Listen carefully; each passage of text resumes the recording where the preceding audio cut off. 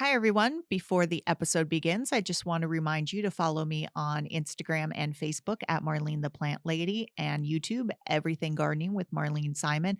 And remember, please, please, please rate and review on iTunes and Spotify. That just helps the podcast get noticed by more people, and then more people will become better gardeners. And that's what we all want. So enjoy the episode. This episode is brought to you by the Regional Water Authority, which represents water providers serving 2 million people throughout the Sacramento region. With continuing drought throughout California and the West, it is more important than ever to be water smart by reducing the amount you water your lawn while continuing to water your trees. Lawns can take the stress and recover, while trees can be lost forever. Trees are a crucial aspect of our healthy environment, providing us shade, habitat for fauna, and of course, oxygen. Be Water Smart wants to ensure our urban forest is around for generations to come. By stressing your water-thirsty lawns and allocating water to your trees, we can ensure this happens.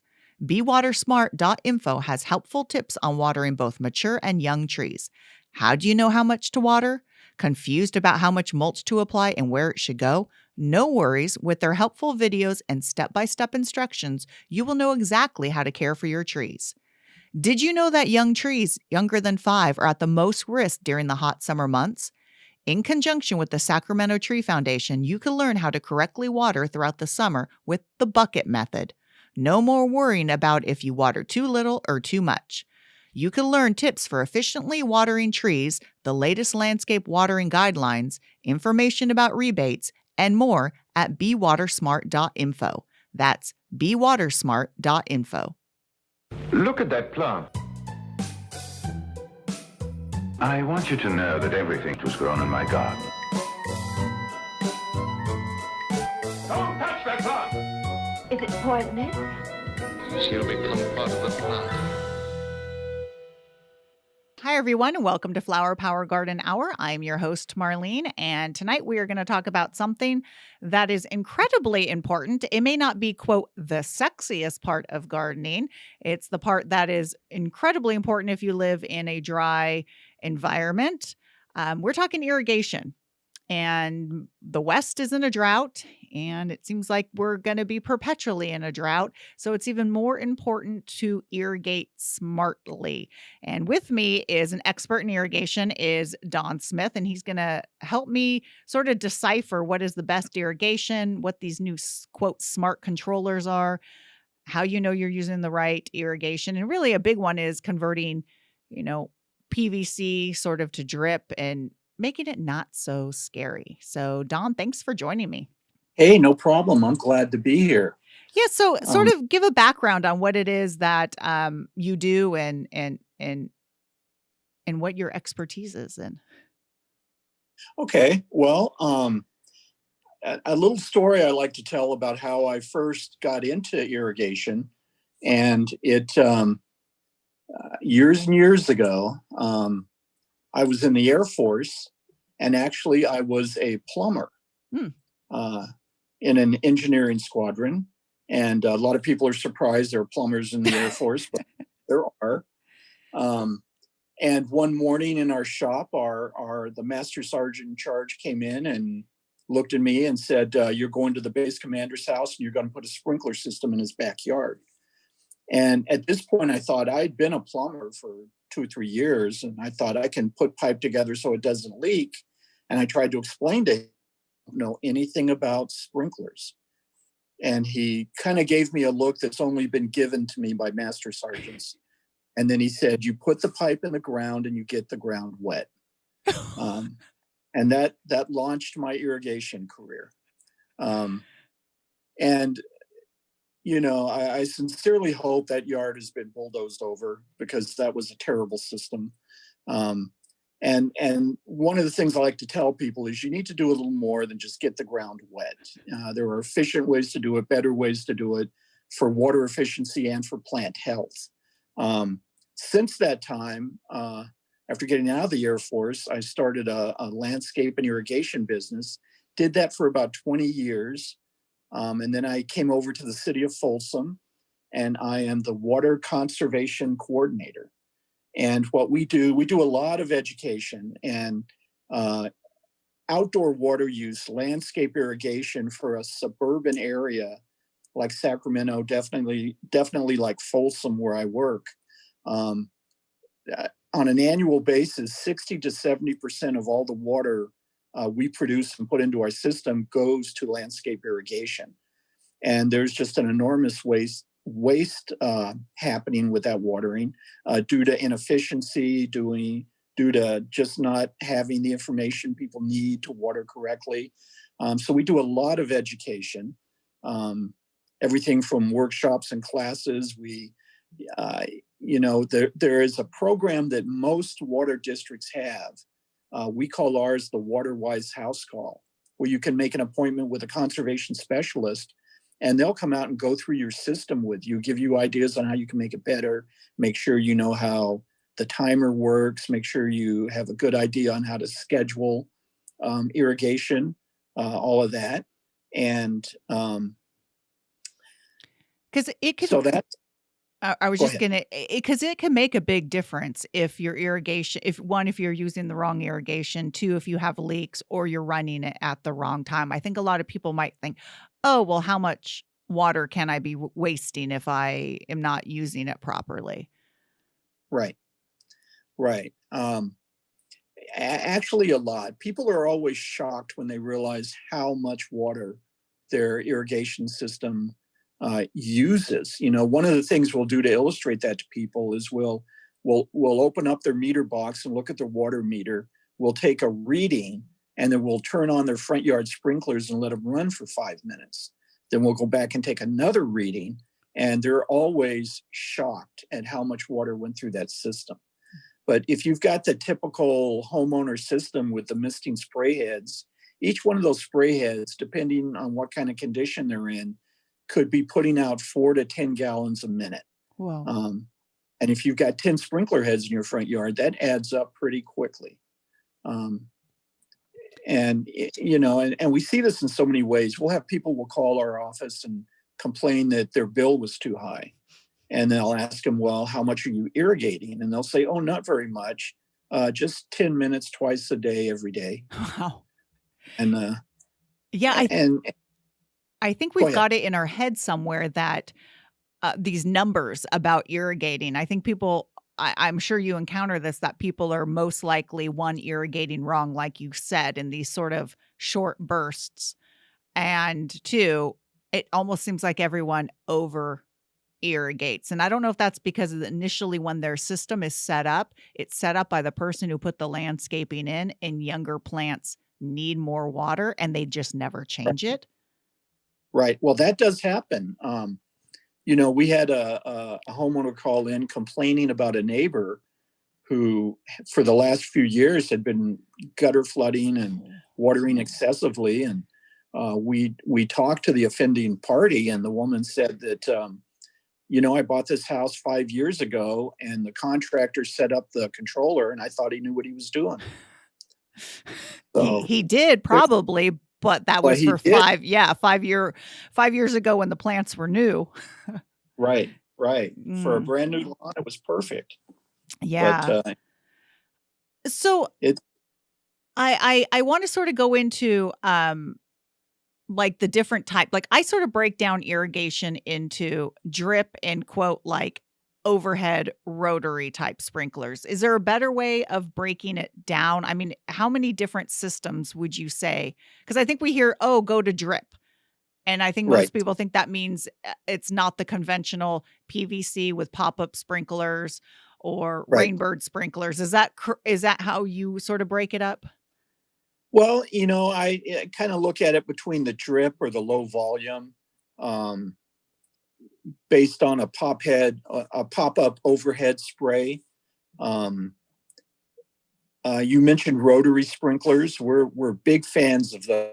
Hmm, Those are actually very efficient. okay. If you've still got the old spray misting heads, um, it's that's old technology. That is stuff that's been around forever. One of the examples I like to use about the evolution of irrigation technology is compare it to cell phones.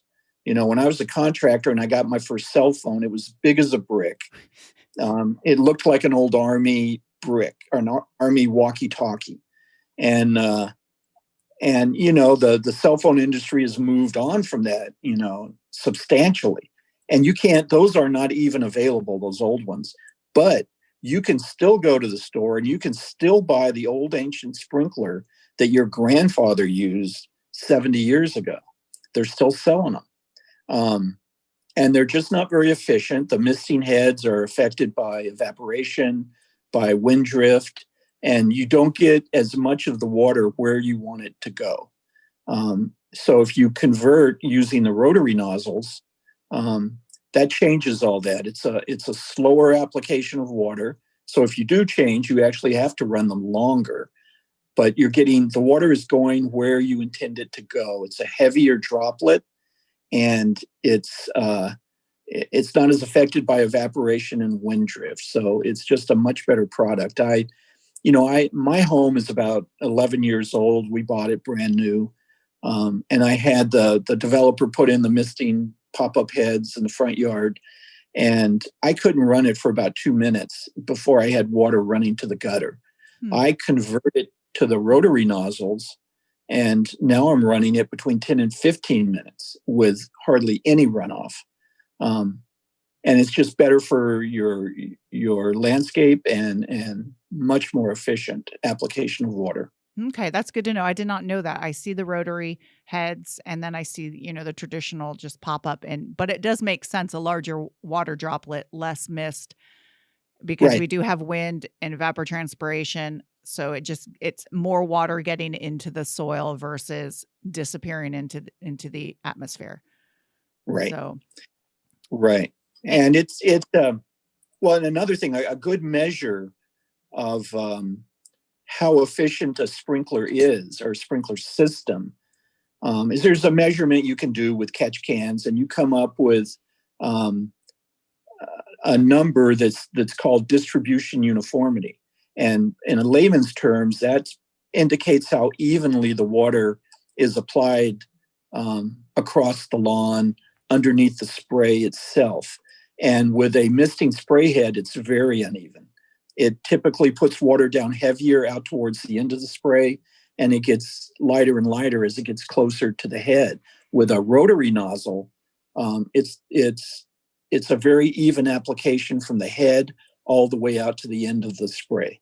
So they're better for multiple reasons. so going back to the catch can, so that's basically like taking like an old tuna can and Right, placing it out in different areas, and then measuring to see how much water, and based on that measurement and the length of time, that's sort of the idea, is that much water in the can is the water that is going into your soil. Is that the idea? right, right. You measure that water, um, and then you come up with an average, and you get a measurement of how efficient that system is. Okay. And it's true. If you And have those mist sprays, it's true. It's almost like you could have a dry spot right underneath the sprinklers. right, right, and the catch cans will also let you know what parts of your lawn are not getting enough water.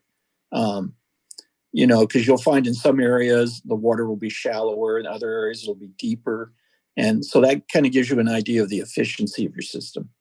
So since we're talking about lawns, and we're trying to save, I mean, lawns get a very bad rap. And I would say for the most part, if you don't have kids, because, some kids do want to play on the lawn. I mean, that's one of my big childhood memories, is playing on the lawn. Not that there weren't parks, but, it's nice going outside. So, I'm not going to say everyone shouldn't have a lawn. Right. And what are some good, how do you know how long to run it for? I mean, like you were saying, people are like, oh, I'm running it twice a day for 10 minutes. It is the Right. same thing. Can you get away with a longer, more infrequent, or is it true that you need to run more shallow and more frequent? And how do you know? The term that you commonly hear is deeply and infrequently. And how you accomplish that depends on the soil type. In Folsom, we have very hard clay soils. Um, So you run it a long time, you're going to get more to run off than you can. So what we tell people is, um, whatever you do, don't gutter flood. Hmm. You can do a test, a very simple test. You let the lawn dry, turn the system on, and see how long it takes before you get runoff to the gutter. At that point, that's the longest you should ever run that system. Now, in Folsom, that can be 3 minutes. Hmm. If you get to other parts of the country where there's more loamy soil, rich river bottom soil, you can run it for much longer because it's absorbing better. But what we recommend people do, especially in Folsom, because deeply and infrequently, I've had people tell me, I tried that, I ran it for 30 minutes, and the lawn was turning brown 3 days later. Hmm. And that's because they ran it for 30 minutes. They got 28 minutes of runoff and 2 minutes of actually soaking in. Got it. So, and that's a good rule of thumb. Once you see that water in the gutter, you're not watering your lawn anymore. You're just flushing out the gutter. And a little side note is the biggest source of water pollution right now is urban runoff, because it picks up everything in the lawn and the gutters and takes it to our creeks and streams. So that's something you want to avoid. But what we tell people, there's a technique called cycle and soak. So we tell them, once you find out what that runoff point is, and that may be 3 minutes, it may be 5 minutes,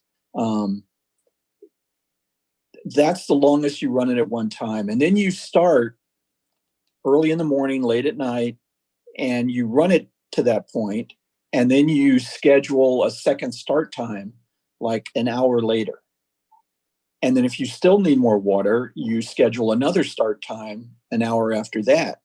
And you can do as many sessions as your timer will let you do, or that you need to do according to the weather. And what that allows it to do, that first session will come on and it will, saturate the top little bit of your soil, but you give it an hour and it soaks in. So when the next session comes on, instead of just hitting that saturated topsoil and running off, it can soak in. And then you just keep repeating that process, and you'll end up getting the moisture deeper. And when you get the moisture deeper, you'll get a deeper root zone on your turf. And the deeper the root zone is, the more drought tolerant your turf will be. Many water agencies right now are restricting the number of days you can irrigate a lawn. And the ones that turn brown the first are usually the ones that have been overwatered because they have shallow little root zone. But when the roots go deeper, because you've watered correctly, you've got a larger area to collect water with. So, that's technique we encourage people to use. Okay, so like a pulsing system. So allow that water to soak in, and then water again if need be. And I imagine also having a big thing also would be if you had a lot of thatch built up, that's going to Right. prevent a moisture getting in too. So do you recommend people, see how much thatch, and for people who don't know what that is, that's just old grass debris. Do you recommend people dethatch their lawn once a year, twice a season? Or? Well, I do it as necessary. Okay. In the Northern California area, the most popular grass is tall fescue. And it's not a grass that's prone to creating thatch.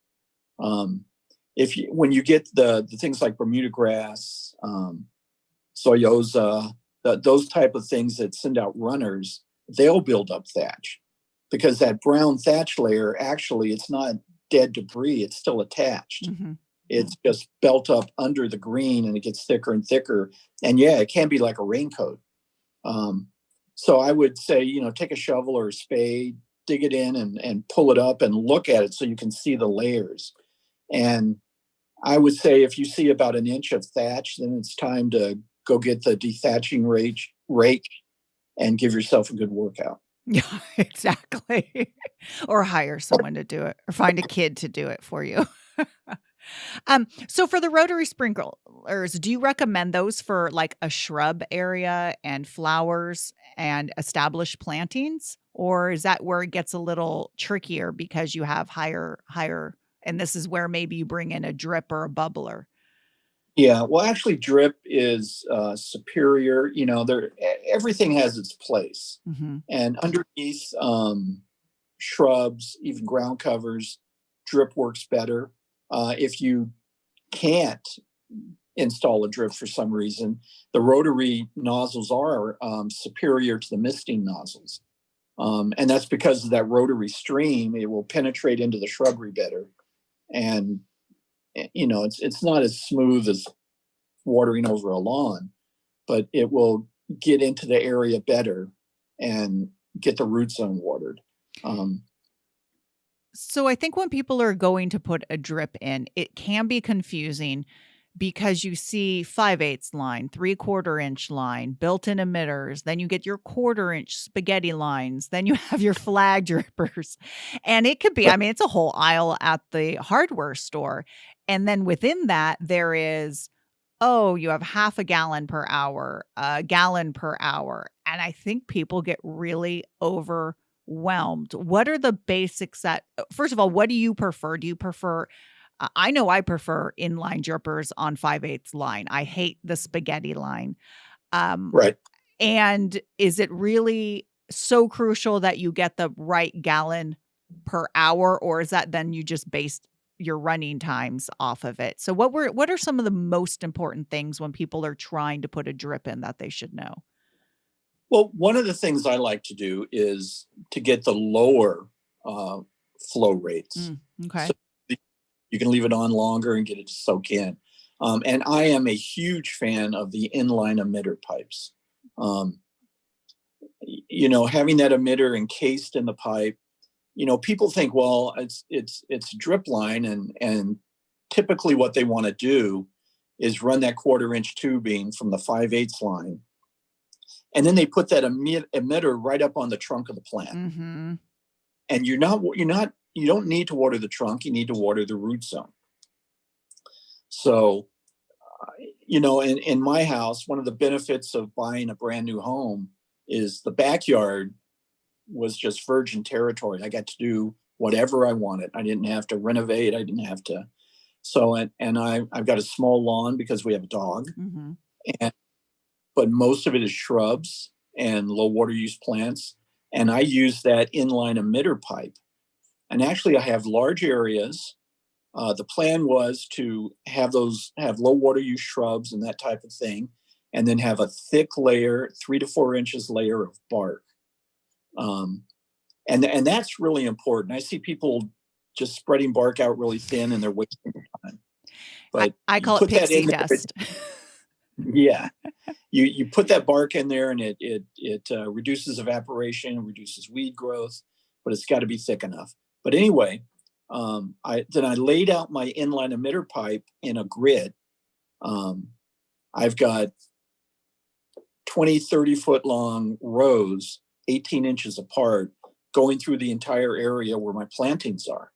And that goes against the common idea that you just got to run it right up to the edge of the plant. Um, the reality is as the plants mature, that whole area is going to be root zone. Um, so when you put that emitter pipe out, inline emitter pipe, you put it in so that it will cover the whole area. And so I did that. I put it in.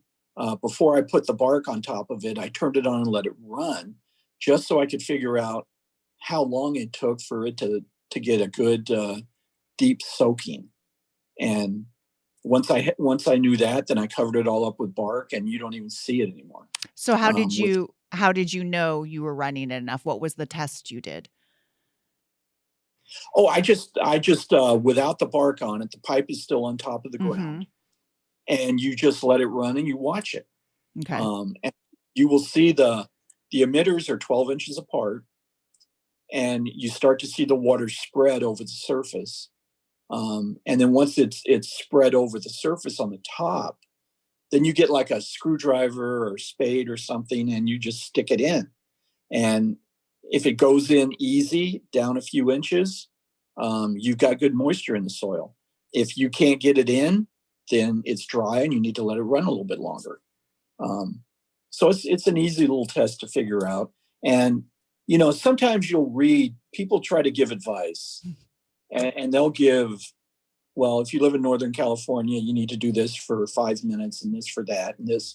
And if they have not been to your house, they don't know what they're talking about, because every landscape and every irrigation system is different. Depending on the system you have, the application of water could be very different from your neighbor. So you need to experiment and observe to see how your system works. Yeah, answering a question of when people send it, and I'm sure with you too, is how long do I run my irrigation for? And in my Or- mind, there's 1,000 questions that pop up in my head. It's your type of soil, and that, like you said, it could vary from house to house depending on if you brought, you've been quote building your soil or you have raised beds. It depends on, your system, drip or above ground, the plants you have. Yeah, it's so dependent. So that's why I like to give people tips on how to check, like run it, like you said, until you see sort of, you could see the moisture, the color change in the soil when it's being saturated, and then digging down because you want the water to go down. Because, like what you said with the grass, the deeper the water, the roots are going to follow. They're not going to need water as often. They'll be cooler. They'll be happier. Right. Well, that question about how long should I run my sprinklers, after years of experience, I came up with a perfect short answer. And the answer is just long enough. And Uh-huh. then I do a little bit of explaining what enough is. And I like to compare it to a potted plant. If you're watering your landscape or your lawn, think of it as a potted plant. When do you stop watering your potted plant? When the pot fills up. You need to think of your landscape and your lawn the same way. So, if you're getting runoff to the gutter on a lawn, the pot's full, stop watering.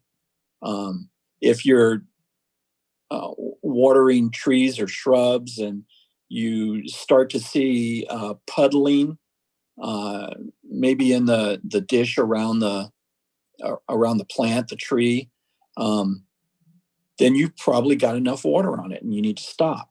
And that's where observation and experimenting comes in, because you've got to watch it run and you've got to see how it works, and you need to know how long things take.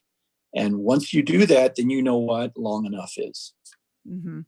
Yeah, no, it's knowing how everything works together and seeing how the soil is before you go to water, and then seeing how it is after. I tell people it's not just a one-time thing.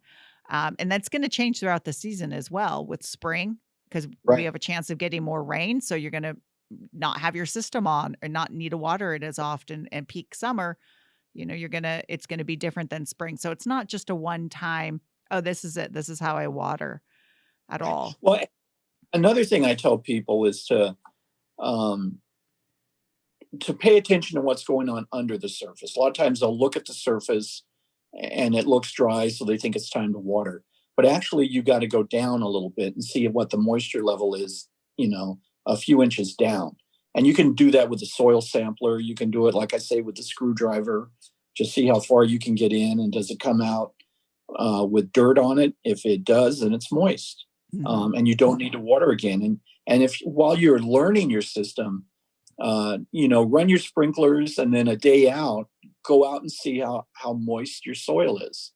And Mhm. if it's moist, you don't need to run again. And then do it 2 days out, and then you'll find out um, how frequently you need to run those sprinklers by how quickly the soil dries out.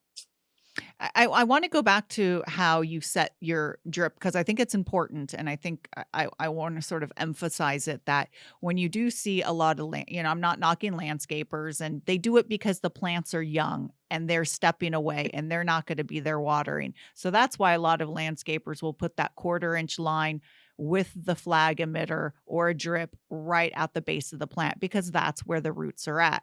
But you don't want the roots to be there, and they're not gonna be there if they're getting water. So you set it up without even really, just assume you have a bed and you're going to have plants scattered throughout. So you're almost just laying your drip line that you're flooding the whole entire or watering the whole entire area because there's roots underneath all that soil because these are mature Right. plants. So I just want to Right. stress that to people. And they might be saying, well, what do you do when the plants are young?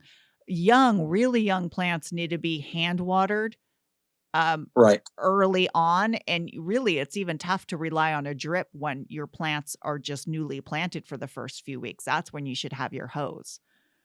Well, one of the things, and one of the reasons I love inline emitter pipe is the grid I put out is just one way to do it. Um, Typically, if you're designing from the beginning, you want to set your landscape up and your irrigation zones up. So maybe you have a separate zone for your trees. Um, and then what I do is I take the inline emitter pipe and I make a loop around the tree. Mhm. And I make the loop at about the outside edge of where that can was, where the root ball is, not up against the trunk, but where it's going to get the root ball. And then as the tree matures, you need to expand that circle. So you can add another, you can add, one of the things I like to do is add concentric circles with that inline emitter pipe. So as the tree's growing, the root zone's growing, you're moving out. Um, Another benefit of having a separate zone for things like trees, or maybe you've got a grouping of shrubs, and then you've got an area with not much growing in it. There's no need to water an area like that. So you use the typical 5/8 sprinkler line that's just blank pipe, no holes in it. And you use that to deliver water to the inline emitter pipe. So you run the black pipe over, you connect it to the inline emitter pipe. It waters the area where your plants are and doesn't water the area where you don't have anything going on. Yeah. But you can be very creative um, with drip lines, with inline emitter pipes. I'm so fond of it. I haven't used 1/4 inch tubing in decades. Yeah. Um, Same here. because yeah, it's easily damaged.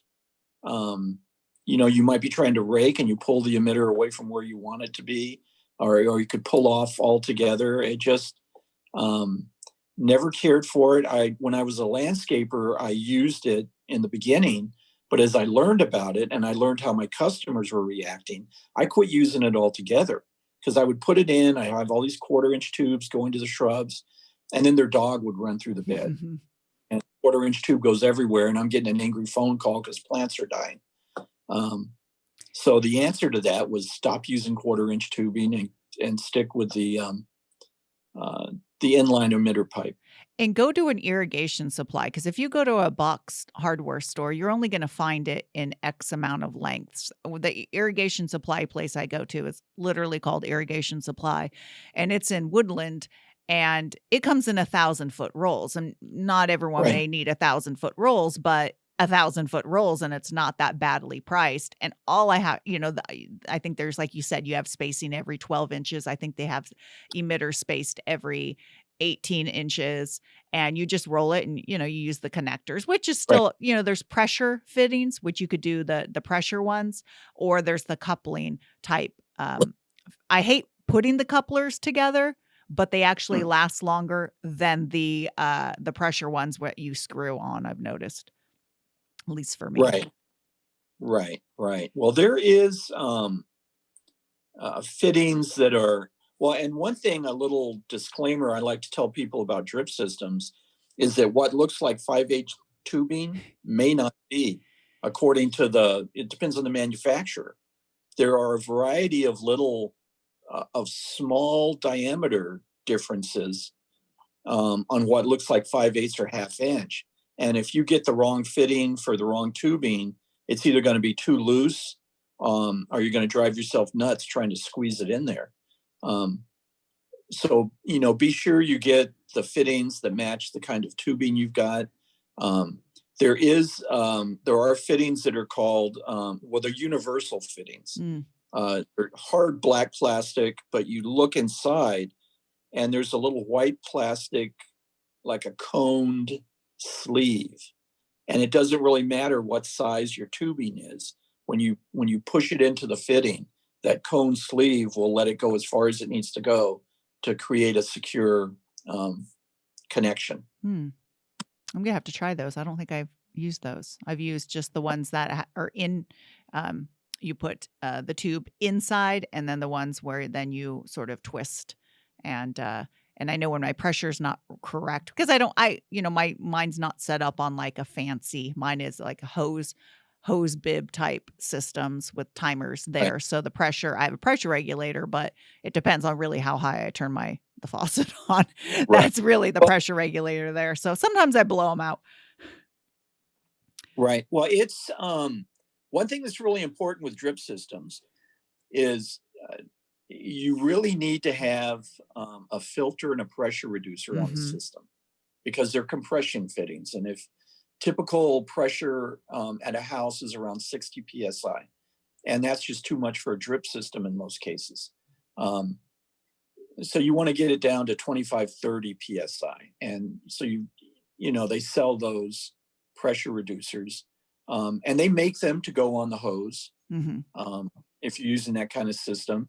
If you're converting a system that you got all this PVC pipe in the ground and you're taking out spray heads, there are devices that you can replace the sprinkler head with. And the one that's most popular, I don't like to always throw out brand names, but it was the only one for a long time. And it was called the Rainbird Retrofit Kit.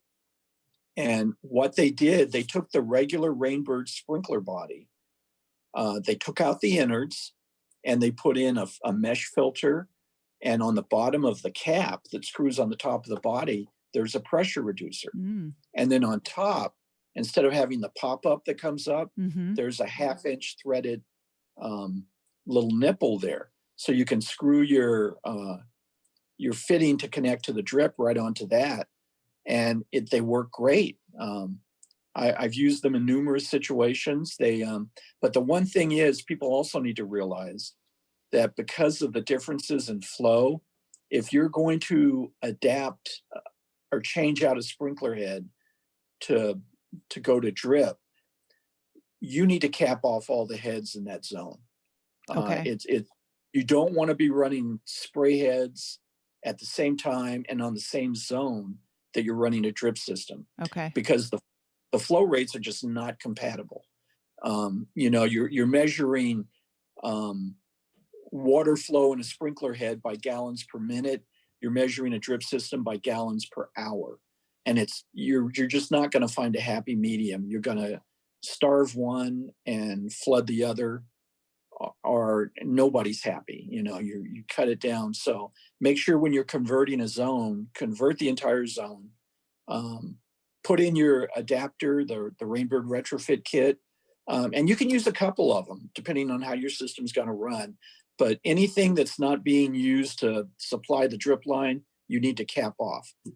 Don't have mixed equipment in one zone. Okay, that's important because I think, people might just need to put drip in or want to put drip in one area and then keep the others. But that is a question that Yeah, that's important. it's pretty common. I've seen, well, you can go to the big box stores and you can buy a fitting that screws onto the riser coming out of the ground, Mhm. and it's got a little 1/4-inch port, and then it's got threads so you can put the sprinkler head back on.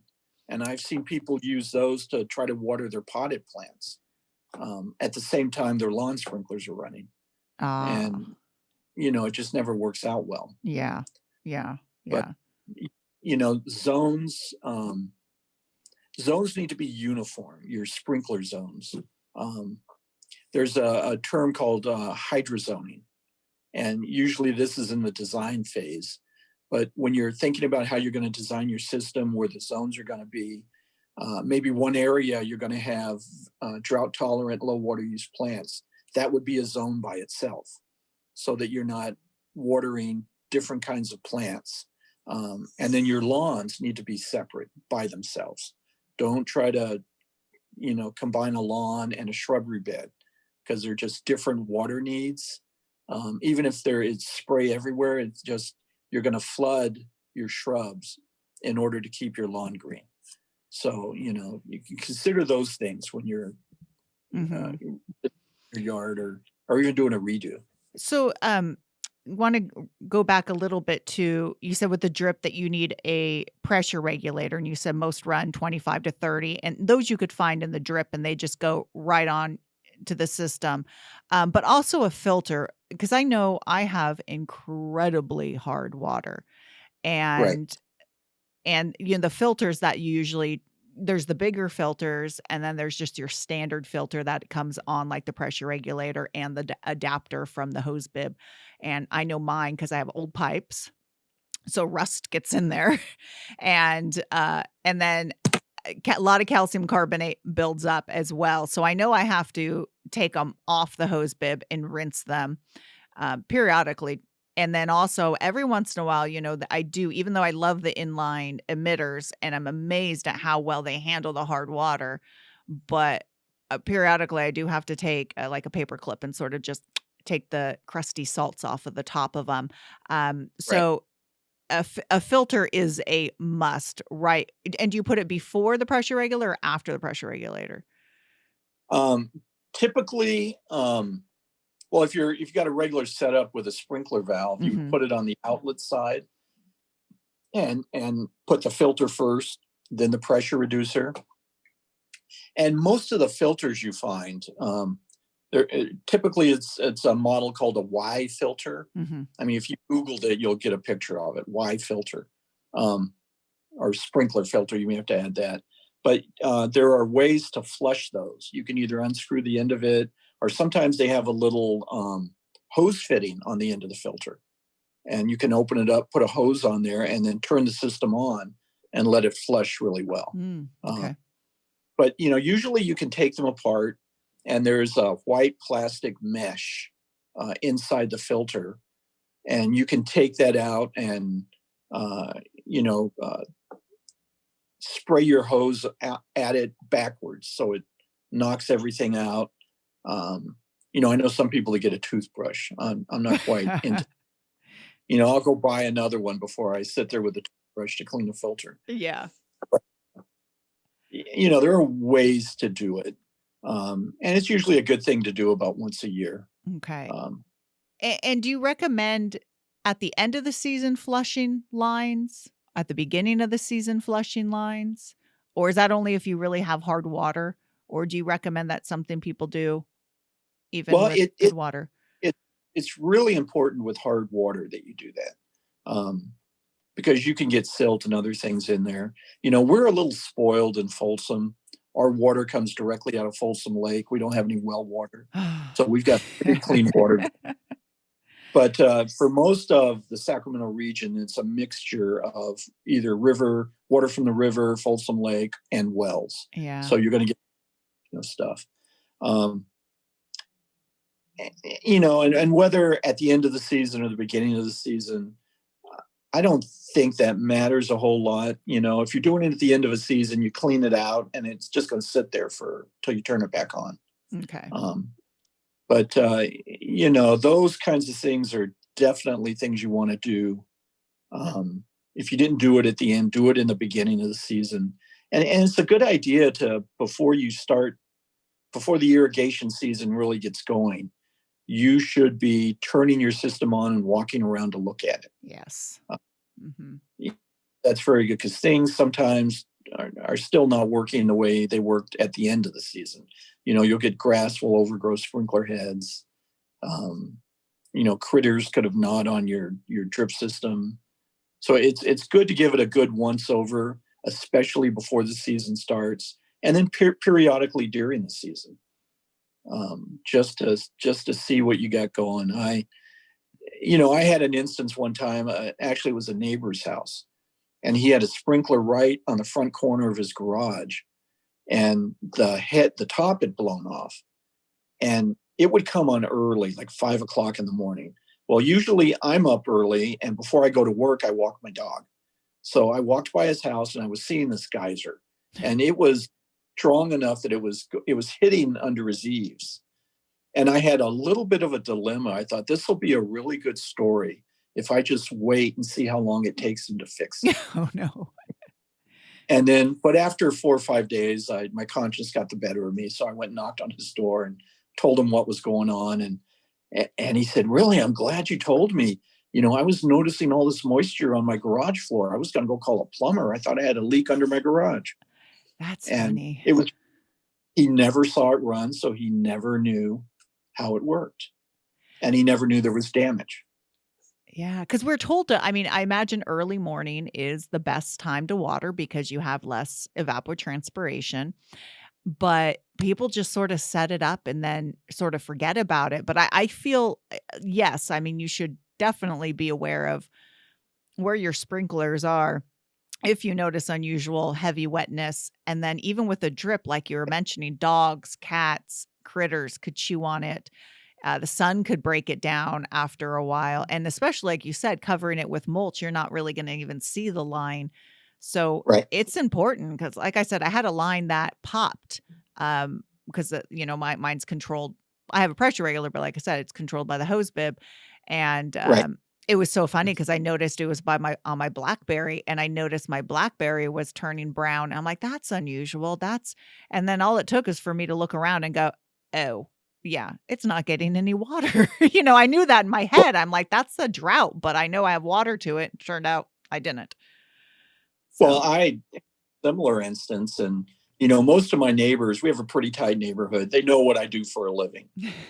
lucky I work you. with, so I don't live in Folsom, so I'm lucky. Okay. I have no jurisdiction where I live, and but one of my neighbors called me about 2 o'clock in the afternoon, and they're like, "Hey, Mr. Water Guy, you got water pouring out of your backyard," and so I rushed home to find out that drip tubing had pulled apart, and it was getting into the backyard drain and coming out the front yard drain. Mm-hmm. So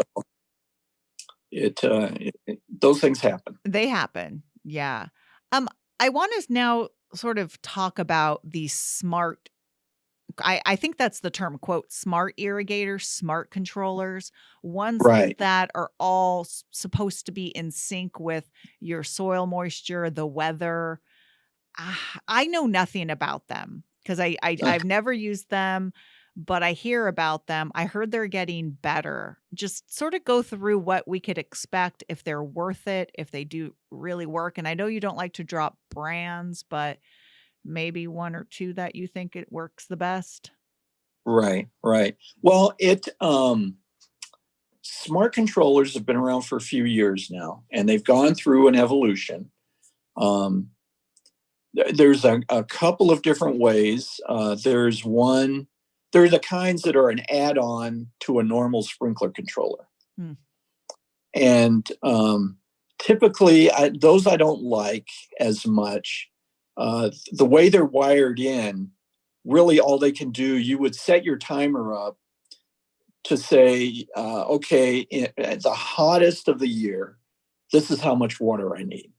And then what the device will do is, it will measure temperature and maybe a couple other things, and it will calculate how much water you really need. But all it will do is reduce the runtime. And then they evolved a little bit, and you've got some that have small little computers in them. I've got one of that kind. It's made by a company called Weathermatic, and it's called the Smart Line. Okay. And it's a very good timer just on its own. You can use it as a smart controller with the weather station, or you can program it just like any other timer. But it comes with its own weather station. And there are wireless, and then there are wired versions.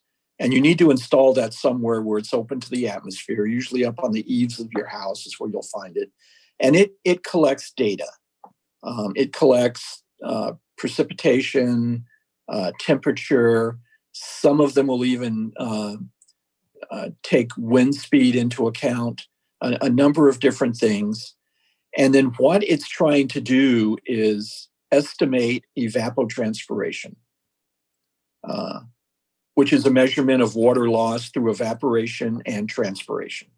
So it's trying to estimate what that is. Now, when you get one of these timers, The first thing you will do, and they're usually the timer will walk you through it, but zone by zone, you give it information. You tell it what kind of plant material is in that zone. You tell it what kind of an irrigation system is in that zone.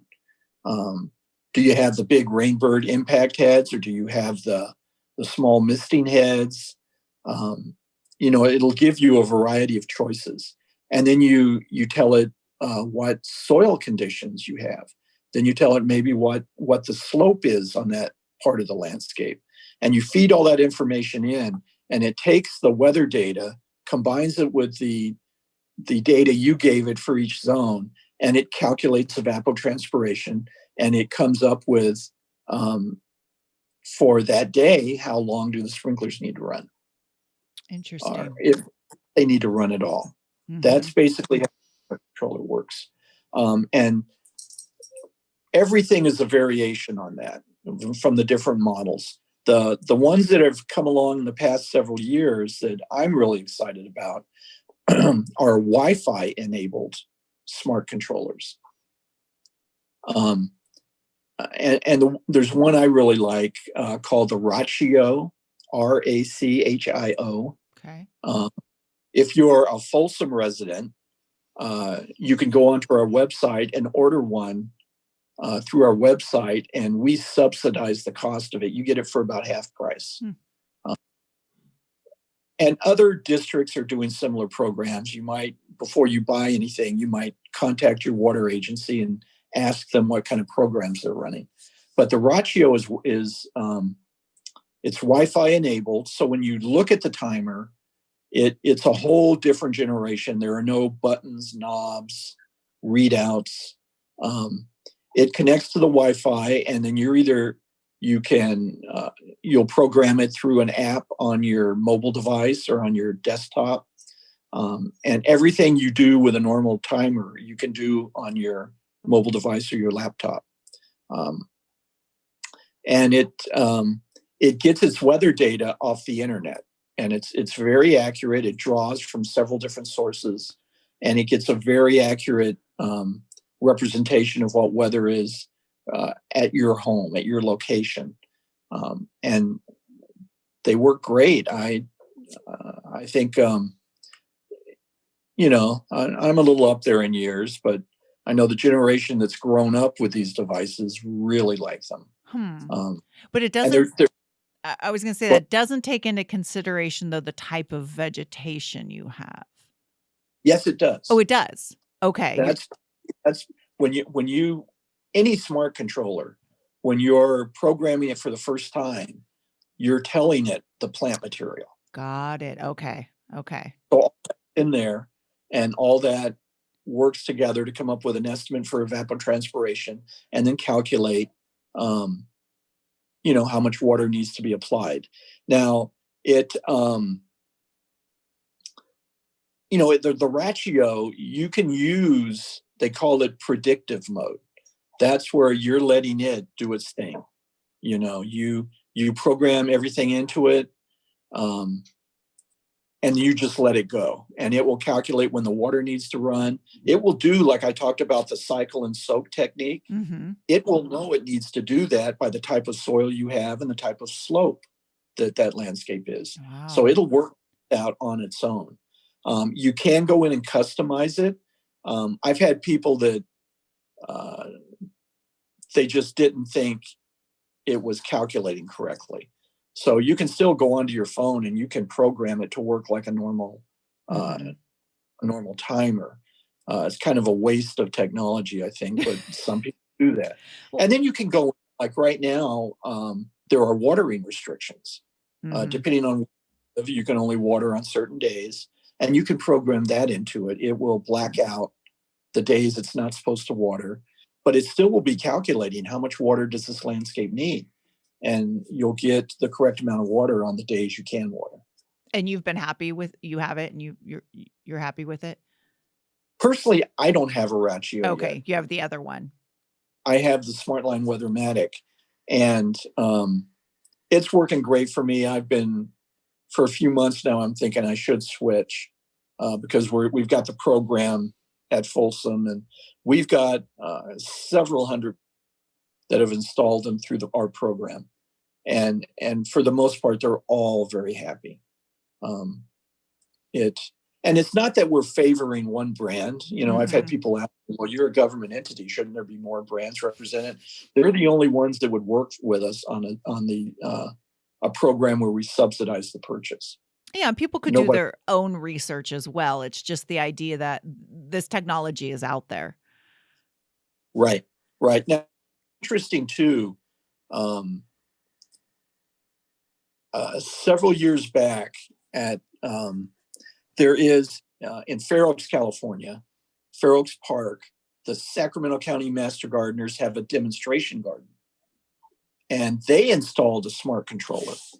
Um, Now, out there in a park, they don't have Wi-Fi, so they have to use one similar to what I use.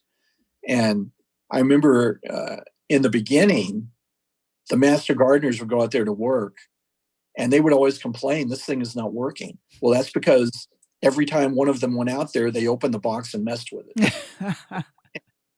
And I actually had one of the sales rep tell me that the more knowledgeable a gardener is, the less efficient a smart controller is, because they don't trust it and they won't leave it alone.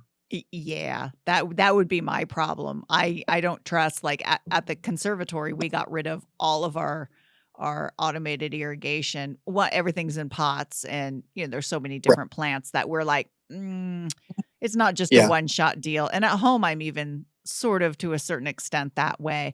So I agree, but I think the difference is people who love gardening are gonna be out there trying to save water and doing what's correct. Most Right. people who have landscaping, have homes aren't, and so this is Right. great for them because they aren't gonna overwater and they don't wanna mess with it, so this allows them to, Right. Well, whatever. the majority of the people we run into in our work, um, if they turn it off in the fall and turn it back on in the spring, they're they're doing better than average. Um, and that's usually about the way it works until they get some education.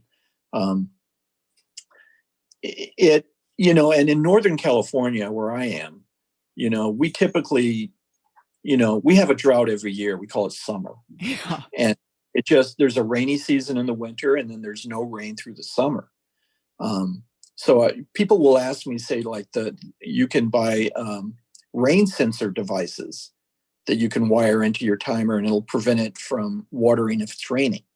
And people will ask about that. And I said, well, in Northern California, your finger on the off button is the best rain sensor you'll have.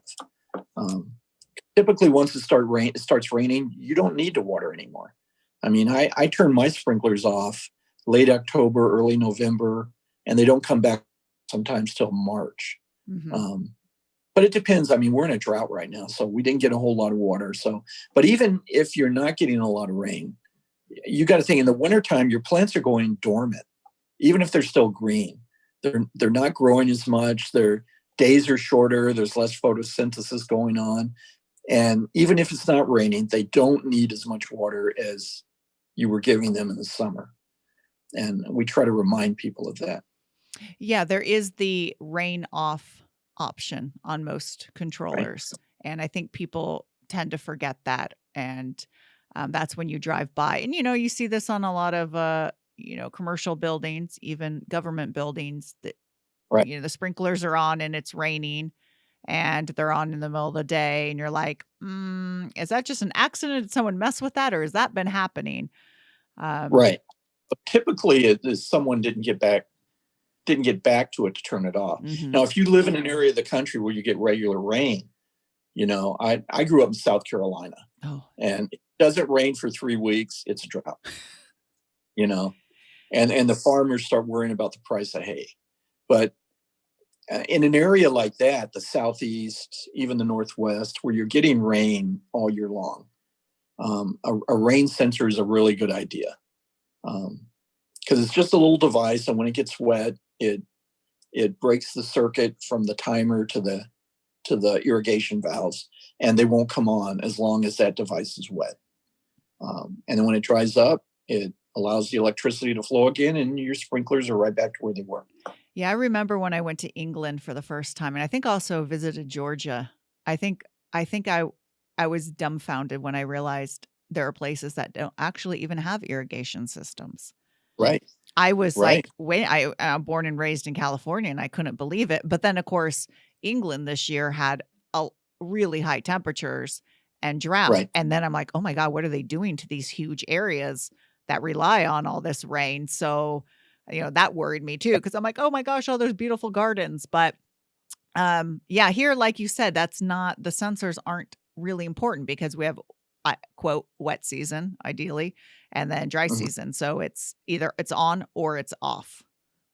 Right, right. And that's one thing I really get after people, is when we get into the rainy season of the year, just turn it off. Yeah. Mhm. And even if it's dry, still turn it off. And if you notice things looking stressed, just manually run through the program one time, once every 3 weeks, maybe something like that. It's simple to do, and you don't need that much water going out. Yeah, something I think people should do is, these controllers could have a lot of buttons and knobs and be a little Right, confusing, but make a concerted effort to see how they work, figure out how they work. right. And that way you are gonna run the system better and you aren't gonna have those, "Oops, my water's running and, well, this is what it's programmed, and so I'm just gonna leave it because I don't know how to change it." Once you know it, you know it. It's not like, I remember going from greenhouse to greenhouse and having to learn every new system. I mean, every greenhouse had, like, a different controller, and you're just like, "You gotta be kidding me." You're Right, just right. like, and I imagine Well, with you too.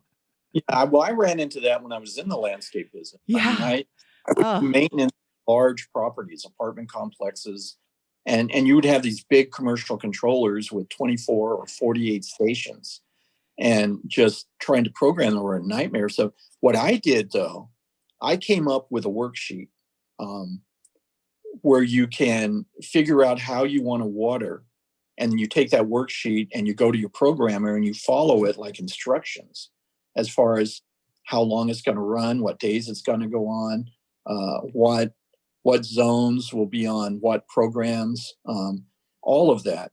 And if you can go to our website, and we have it there, you can download it. It's called a sprinkler scheduling worksheet.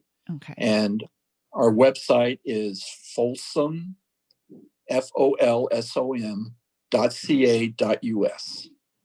And you'll go to the city website, just type in water conservation on the search bar, and it'll take you right to our page.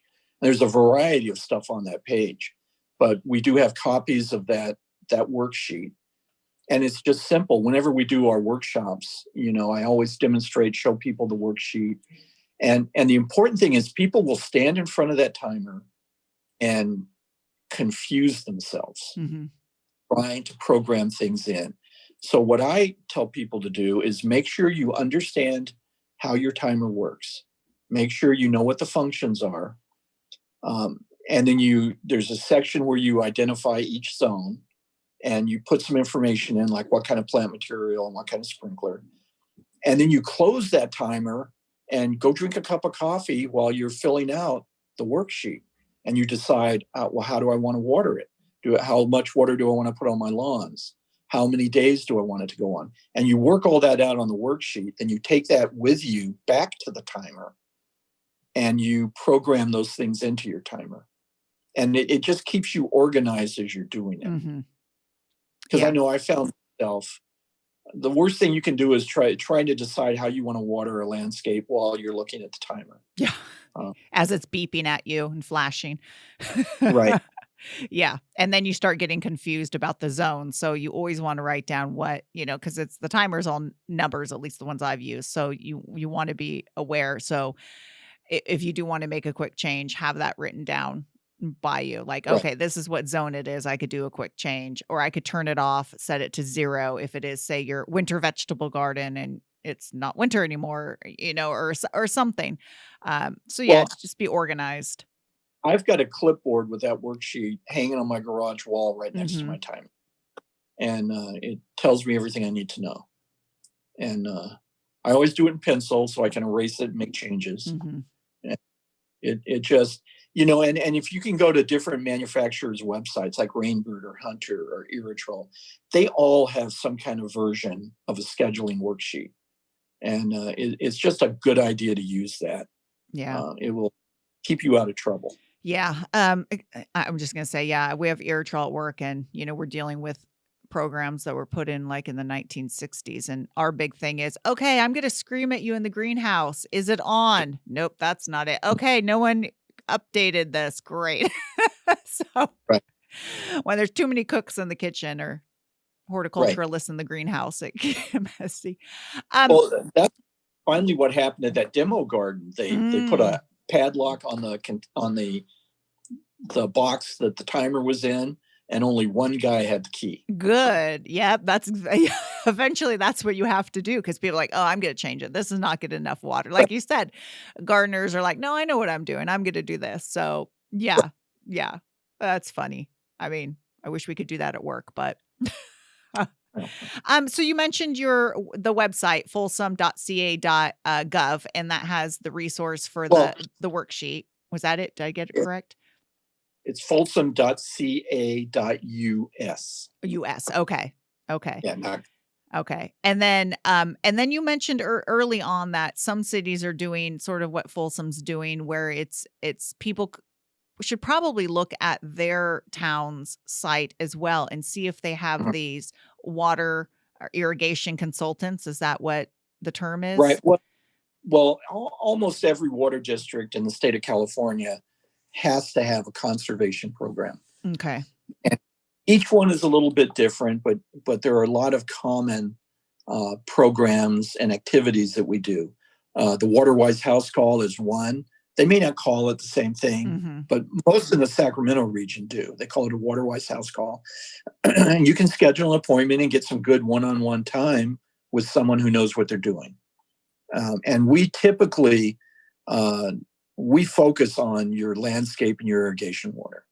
Um, we'll talk about low flow toilets and all the other stuff. But actually, the biggest bang for the buck is saving water outdoors. Okay. And just to Um, reiterate, you guys aren't going to come and completely redesign someone's irrigation. So if they're hoping for that. we're advisors. We don't do repairs. Uh-huh. But you'll be a step ahead if you have to call a contractor. Once we've met with you and showed you what's going on, you won't be at the mercy of what the contractor's telling you. Okay. As a matter of fact, you can take the report we give you and show that to the contractor and say, these are the things I want taken care of. Okay. And a real big part of that is just making sure people know how to use their timer. Whatever kind of timer you've got, we want to make sure you know how to use it. Because we got people that have given up. They just don't understand it, and they're dragging hoses when they have a perfect good system in the ground. That alone is really good. If that is a program that you guys do, is come out and show that, because I think it's I mean, I'm just, and I hate to be ageist, but I just picture older people, possibly people whose spouses have passed away and they've never had it was, oh, my husband used to do this, or the contractor put it in, and you could go online, like you said, and look, but it's just nice having someone right there showing you how it works. Right. Yeah. Right. Well, this has been great. This is a lot of information. I think people are overwhelmed with irrigation, but I think you you hit upon a lot of things for me. Just, I like the layout. I like the Mhm. fact that you poo-hoo spaghetti line. I guess they call it spaghetti line, 1/4 inch line, how to get it Right. set up. Really good watering tips for lawn that pulse. Cause I wasn't quite sure about that, but that makes sense that it's just getting the water in there. And then really good conversation about the smart timers. So, any other websites or tips that you want to? Well, a couple of little things. Okay. The Folsom website, our water conservation page, has a lot of information. But like I say, in California, most of the water districts have a conservation program. They may have rebates. Folsom is doing, we'll pay you to change your lawn to a low water use landscape. We'll pay you $1 a square foot. we'll pay 50% of the material cost for you to upgrade your irrigation system. And that can be timers, that can be converting to drip, that can be putting in the rotary nozzle sprinklers. So there's a lot of help out there. And then there's the for us, the Raccio program, where you can get one of those for about half price. I think it comes out to about $75.